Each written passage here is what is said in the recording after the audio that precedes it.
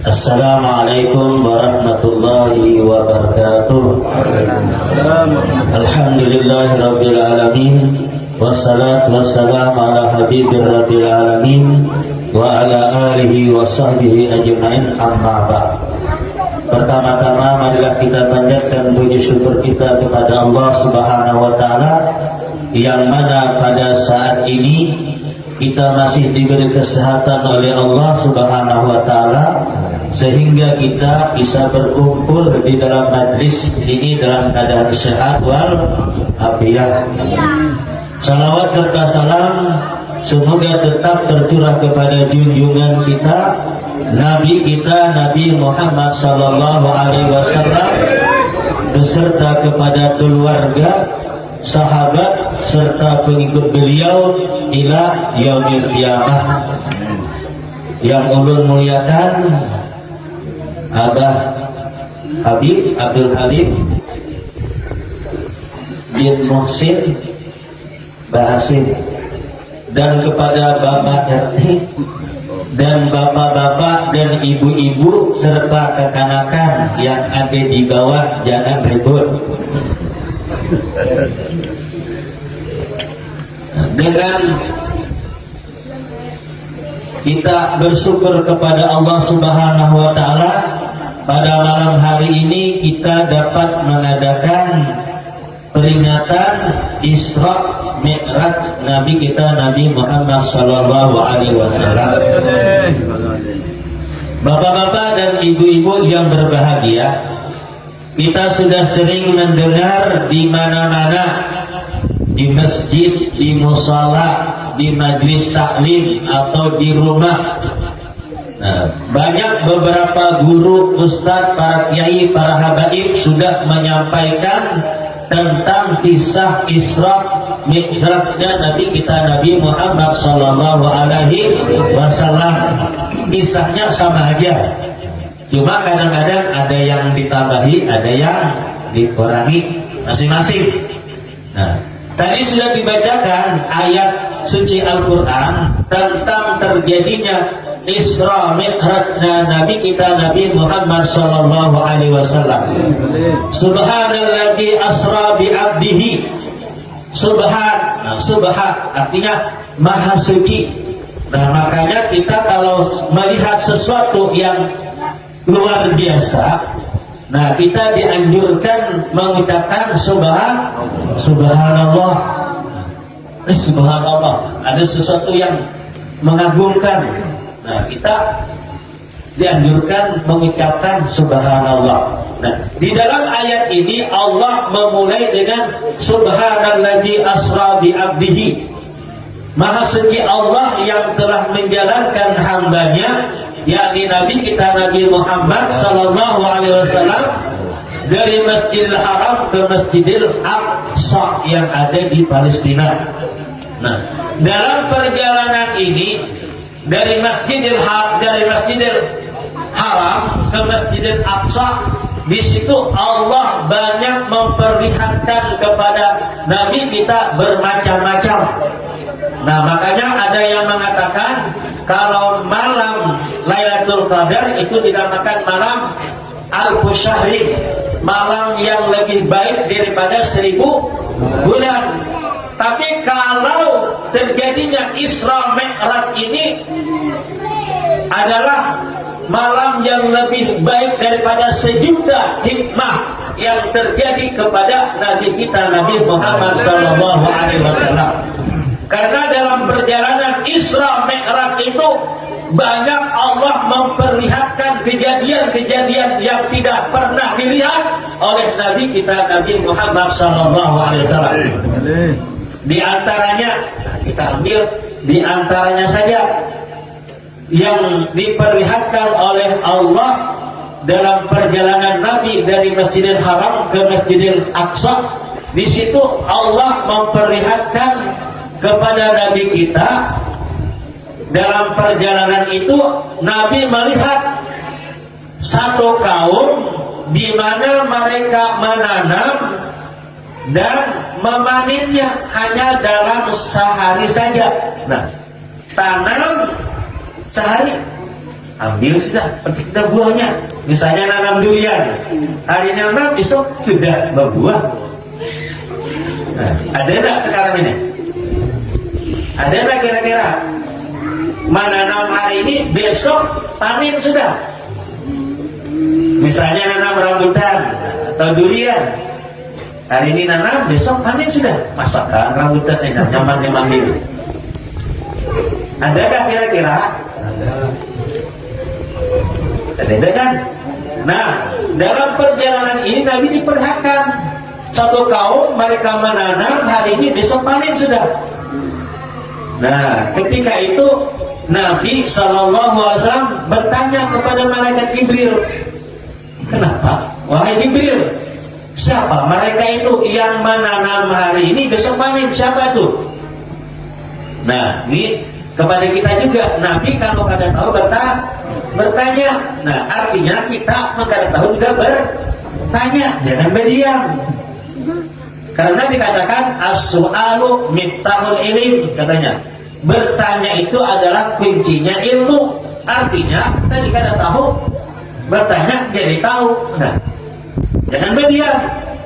Nah, ketika itu Nabi bertanya kepada malaikat Jibril, wahai Jibril, siapakah mereka itu? Nah, akhirnya dijawab oleh malaikat Jibril, mereka itu, mereka yang menanam hari ini, besok panen, mereka itu adalah orang yang berjuang di jalan Allah Subhanahu wa Ta'ala, atau jihad fisabilillah.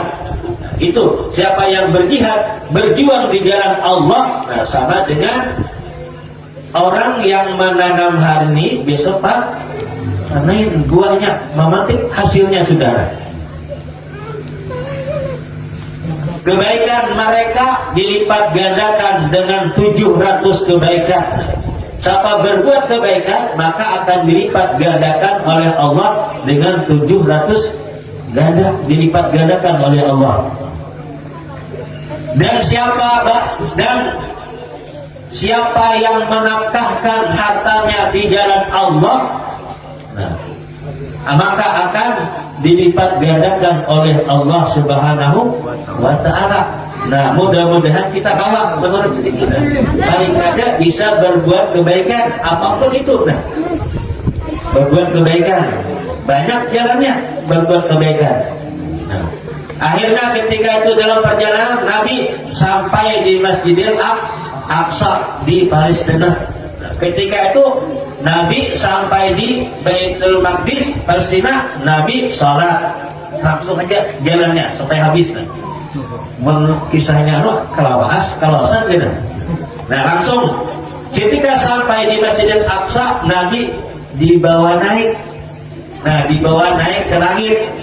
Nah, dibawa naik ke langit sampai ke langit pertama, diketuk oleh malaikat Jibril. Tok tok tok tok. Nah, diketuk dulu, jangan langsung masuk. Ada kawan, ditutup pintu langit tuh. Nah, man, kata penjaga langit, man, ana Jibril. Nah, ketika dibukakan pintu pada langit pertama, setelah diketuk pintunya oleh malaikat Jibril, baru dibukakan pintu lawangnya. Nah, di langit pertama Nabi bertemu dengan Nabi Adam. Nah, di langit pertama Nabi ketemu dengan Nabi Adam. Habis itu naik lagi sudah, langsung aja dah. Naik ke langit kedua, Nabi bertemu dengan Nabi Isa alaihissalam. Di langit ketiga, Nabi kita bertemu dengan Nabi Yusuf alaihissalam. Dalam perjalanan langit pertama kedua itu diketuk lagi tuh pintunya tuh, jangan langsung masuk aja. Kenapa masuk? Karena pintu langit kedua ketiga itu ditutup. Ini bagi kita pelajaran kepada kita, kalau bertamu itu ketuk tuh pintunya, assalamualaikum. Nah, jangan langsung masuk, kan tidak badam itu. Dan lagi juga kalau mau bertamu harus tahu waktu-waktunya. Jangan sampai kita bertamu kepada orang waktunya kada tepat. Misalnya jam 2-an, jam 3 kan lagi istirahat tuh, nyaman-nyamannya guring, datang ngetok. Nah, jadi adab kita bertamu di apa? Ada adabnya. Nah ini Nabi ikut sama malaikat Jibril di bawah langit itu kan juga ada adabnya. Nah, di langit keempat diketuk lagi pintunya, dibukakan, bertemu dengan Nabi Idris alaihissalam. Di langit kelima setelah naik lagi diketuk lagi pintunya, dibukakan. Nah, Nabi bertemu dengan Nabi Harun alaihissalam. Di langit ke-6 Nabi lagi bertemu dengan Nabi Musa alaihissalam. Langsung aja sudah langit ke-7. Di langit ke-7 Nabi kita bertemu dengan Nabi Ibrahim alaihissalam. Nah, Nabi Ibrahim ini ada pesan kepada kita nih. Nabi Ibrahim pesan kepada Nabi kita dan kepada umatnya, nah, supaya menanam, supaya banyak-banyak bertanam. Nah, Nabi Ibrahim pesan kepada Nabi kita, Nabi Muhammad SAW, dan untuk umatnya supaya banyak-banyak bertanam. Bertanam apa? Rambutan? Kada. Bertanam durian? Juga kada. Nah, yang disuruh oleh Nabi Ibrahim supaya banyak-banyak membaca la haula wala quwwata illa billahil aliyil azim. Nah itu aja, kata banyak-banyak tuh. Itu aja pesan Nabi Ibrahim. Ada juga yang mengatakan baca subhanallah walhamdulillah wala ilaha illallah wallahu akbar, atau wala haula wala quwwata illa billahil aliyil azim. Nah ini pesan Nabi Ibrahim kepada Nabi kita dan umatnya supaya banyak-banyak bertanam. Kenapa? Karena tanahnya subur katanya. Tanahnya subur. Mudah saja kan dibaca subhanallah walhamdulillah atau la haula wala quwwata illa billahil aliyil azim. Setelah di langit ke-7 Nabi dibawa ke Baitul Ma'mur. Nah, Baitul Ma'mur ini adalah tempat para malaikat tawaf. Kalau di bumi kan Baitullah. Nah, kalau di langit namanya Baitul Ma'mur. Di sanalah tempat para malaikat. Nah, setelah Nabi dibawa ke Baitul Ma'mur, Nabi juga diperlihatkan kepada surga. Nah, surga, yang mana surga itu tidak pernah dilihat oleh mata, tidak pernah didengar oleh telinga, tidak pernah terlintas di dalam hati. Artinya apa? Ketika dimasuk ke dalam surga, orang itu dulu surga kayak gini, tapi ketika masuk, ya Allah, lebih daripada yang diceritakan, didengar, atau yang terlintas di dalam hati. Nah, setelah itu juga Nabi dibawa ke neraka, diperlihatkan di neraka tempat-tempat siksaan. Nauzubillah. Nah, mudah-mudahan kita dimasukkan oleh Allah ke surga. Setelah itu Nabi dibawa ke Sidratul Muntaha. Nah, terakhir sudah bismillah. Setelah Nabi dibawa ke Sidratul Muntaha, nah disitulah batas terakhir. Di situ yang ada benda-benda di situ tidak naik, tidak turun, mengembang. Nah, setelah itu Nabi disuruh oleh malaikat Jibril berjalan sendiri. Kata Rasulullah, ya Jibril, ayo cepat kita jalan. Kata Jibril, saya nggak bisa lagi mengantarkan sampean. Batas saya coba sampai di Sidratul Muntaha. Nah, situlah Nabi berjalan sendiri. Malaikat Jibril tinggal. Kata Jibril, seandainya saya melangkah satu langkah saja, maka saya akan hancur. Nah, setelah itu Nabi berjalan sendirian. Nah, setelah lihat Nabi berjalan, datang kabut. Setelah itu kabut, Nabi tidak dilihat lagi oleh malaikat Jibril. Nah, setelah itu malaikat Jibril terdiam. Apa yang dipikirkan Jibril? Nah, ini yang dipikirkan Jibril, ya Allah, saya malaikat Jibril itu jenderalnya para malaikat tuh, jenderalnya para malaikat tuh, malaikat Jibril itu. tidak bisa menembus lebih daripada Sidratul Muntaha. Tapi ini ada yang jagal deh bagi malaikat Jibril yang tidak binasa. Apa? Ketika itu malaikat Jibril melihat sandal Nabi. Nah, sandal Nabi diperhatikan oleh malaikat Jibril kada hancur, tetap utuh dan apa-apa. Baiklah sandal Nabi. Baik apa kada? Sandal Nabi itu nah kada hancur. Malaikat Jibril, jenderalnya para malaikat itu nah satu langkah saja melebihi dari batas Sidratul Muntaha akan hancur. Tapi sandal Nabi kada. Nah, ini artinya kenapa kada hancur? Karena sandal Nabi ikut dengan Nabi. Nah, artinya semua siapapun kalau ikut dengan Nabi akan mulia. Sandal aja tuh nah. Ikut dengan Nabi jadi mulia. Kita mulia karena jadi umatnya Nabi Muhammad mulia. Nah, makanya wajib kita bersyukur kepada Allah jadi umatnya Rasulullah Sallallahu Alaihi Wasallam. Nah, makanya Yusuf Al-Nabhani, seorang ulama besar, beliau mengatakan, nah, orang yang ahli ibadah nih, orang yang sangat cinta kepada Nabi, ibaratnya 24 jam yang diingatnya cuma Rasulullah. Nah, beliau mengatakan sandal Nabi ini di atas daripada semua alam.